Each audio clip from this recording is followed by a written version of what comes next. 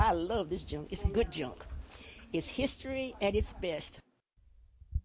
Thelma Williams' home has become a library of memories, capturing her early years as a teacher, photographer, poet, and Carnegie Hall dancer.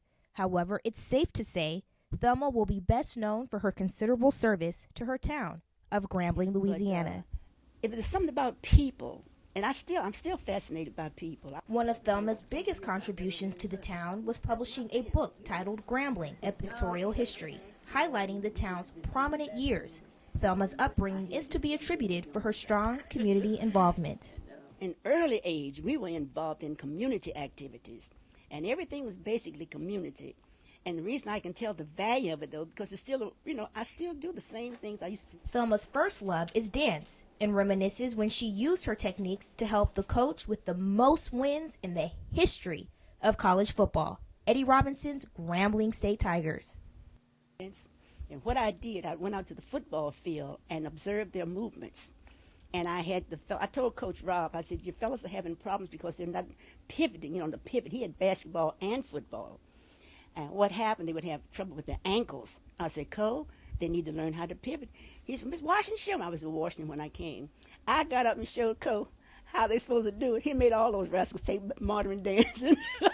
Thelma credits Grambling for some of her brightest days. Yet, this woman is no stranger to dark ones. After losing her son, she suffered a stroke and hearing impairment. She has also gone through 2 divorces, but to this day, the death of son William Washington to a brain tumor still haunts her. First one was when I lost my son. I still have problems behind that as 18-year-old pre-med student, smart as all will. I cried enough tears in Grand for everybody to have a private swimming pool. Some people may think an 83-year-old woman deserves the right to kick back. Thelma feels otherwise. She even jokes to forgetting she is retired after long days of rendering her services. What drives her? Her poem says it all. Use me, Lord, whenever you can. Help me to understand whatever I'm to do in your earthly plan. Use me, Lord. And use me, Lord, and help me understand whatever I'm to do in your earthly plan. Use me, Lord. Use me, Lord, and just give me the strength. My service to you has no length. Use me, Lord. And let him use her, she has. Despite her hardships, Thelma's door has always been open for others, and students decades later still give gifts in appreciation.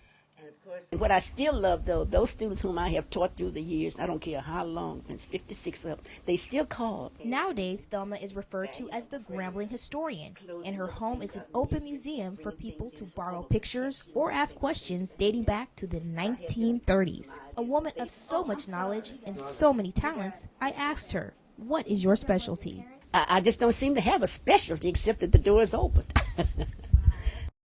In Grambling, I'm Bria Douglas.